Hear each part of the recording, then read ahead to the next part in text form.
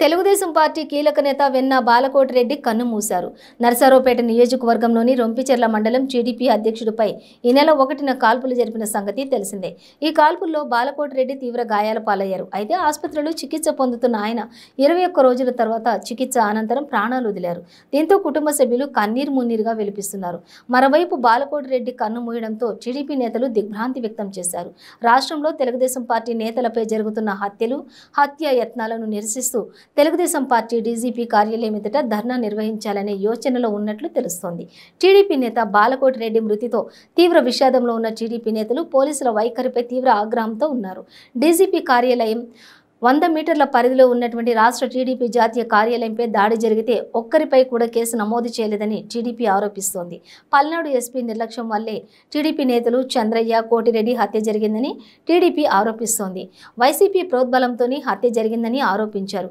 అంతేకాదు కృష్ణా జిల్లా ఎస్పీ నిర్లక్ష్యంతో తెలుగుదేశం పార్టీ కార్యాలయంలోని పోలీసుల నేతృత్వంలోనే వైసీపీ రౌడీలు కార్యాలయం, కార్లు తగలబెట్టారని, వారిపై కేసులు నమోదు చేయకుండా టీడీపీ నేతలపై తిరిగి కేసులు పెట్టి జైలుకు పంపించారని టీడీపీ ఆరోపిస్తోంది. ఈ నేపథ్యంలో పోలీసుల తీరును నిరసిస్తూ ఈ నెల 23న డీజీపీ కార్యాలయం ఎదుట ధర్నా నిర్వహించాలని నిర్ణయించింది.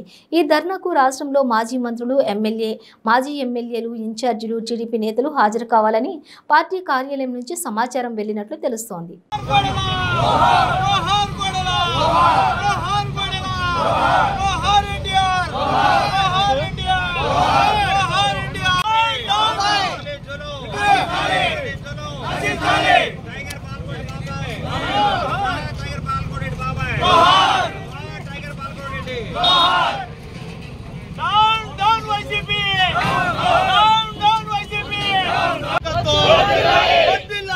చంద్రబాబు గారి నాయకత్వం, అరవింద్ బాబు గారి నాయకత్వం, అరవింద్ బాబు గారి నాయకత్వం, తెలుగుదేశం పార్టీ, తెలుగుదేశం పార్టీ.